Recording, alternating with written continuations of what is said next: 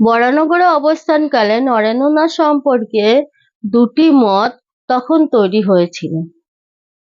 যারা অন্তরঙ্গ এবং শ্রী শ্রী রামকৃষ্ণদেবের ভক্তমণ্ডলী তারা দেখতেন এবং বলতেন নরেন্দ্রনাথের কি কঠোর তপস্যা, কি তার বৈরাগ্য, কি তার ত্যাগ, কত অধ্যয়ন, কি তার জপ ধ্যান, কি ওজস্বী বাণী এবং গুরুভাইদের প্রতি কি অসীম ভালোবাসা। শ্রী রামকৃষ্ণদেবের ভক্তমণ্ডলী তখন নরেন্দ্রনাথের ত্যাগ তপস্যা দেখে মুগ্ধ হয়েছিলেন। তারা মনে মনে বলতেন, তার সাথে প্রকাশ্যেও নরেন্দ্রনাথের ভূয়সী প্রশংসা করতেন। সেই সময় নরেন্দ্রনাথ এবং ঠাকুরের অন্যান্য পার্শ্বদেরা বাইরের লোকের সাথে সাধারণত মিশতেন না।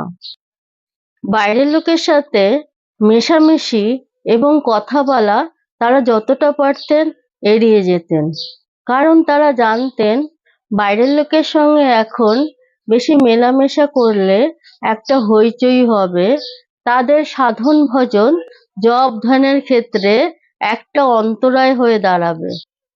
সকলেই তখন তারা নিজেদের মধ্যে থাকতেন এবং জ্বলন্ত বৈরাগ্য তাদের মধ্যে দেখা গিয়েছিল।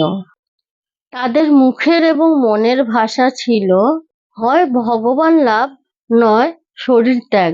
এটাই ছিল তখন ঠাকুর রামকৃষ্ণদেবের পার্শ্বদের মনের ইচ্ছা এবং মুখের কথা।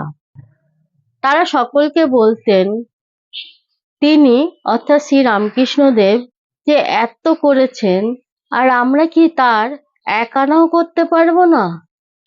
বরানগর মঠে অন্তরঙ্গ এবং ঠাকুরের ভক্তমণ্ডলীরা যখন নরেন্দ্রনাথের তপস্যা এবং ত্যাগ বৈরাগ্য দেখে মুগ্ধ হচ্ছেন, সেই সময় সাধারণ লোক বা বাইরের লোক নরেন্দ্রনাথদের মনের ভাব বুঝতে পারতেন না। তারা প্রায় সময় বলতেন নরেন পাগল হয়ে গিয়েছে, তার মাথাটা বিগড়ে গিয়েছে। কি সব বলে, মাথা মুন্ডু নেই, বেদান্ত অদ্বৈতবাদ, আমরা তো বাপু এসব কথা আগে কোনোদিন শুনিনি। শিখেছেন শুধু বচনের ঝুড়ি, কাজকর্ম করার নাম নেই, চাকরি বাকরি করার নাম গন্ধ পর্যন্ত মুখে করে না, শুধু এত্তার বাড়ি পেট ঠেসে আসে। কাজের মধ্যে শুধু কতগুলি ছোকরাকে বকিয়েছে, সেগুলিকে নিয়ে কিরকম সব করছে। কর্মনাশার দল।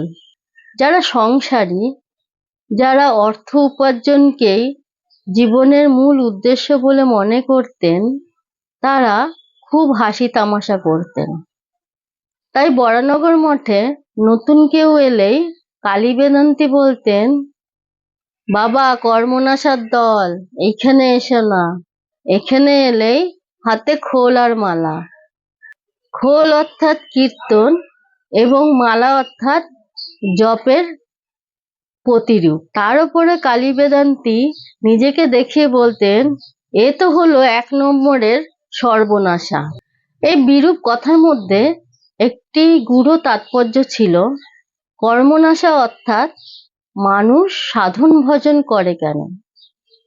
কারণ হচ্ছে সংসারে কর্মপাশ ছেদন করার জন্য। যখনই কর্মপাশ ছেদ হবে তখনই মানুষের মুক্তি হবে। তো কালী বেদান্তি তো তার কথার মধ্যে একটি গুরু তাৎপর্য রাখতেন, কিন্তু সাধারণ মানুষ সেটি বুঝতেন না। এটা বুঝে কালী বেদান্তি আরো হাসি তামাশা করতেন এবং ঠাট্টা করতেন।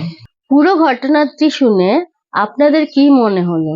নরেন্দ্রনাথ কি সত্যি কর্মনাশা দলের পান্ডা, নাকি তিনি যা করেছেন সব আমাদের কল্যাণের জন্য, অর্থাৎ মানব জাতির কল্যাণের জন্য তিনি তার জীবনপাত করে গেছেন?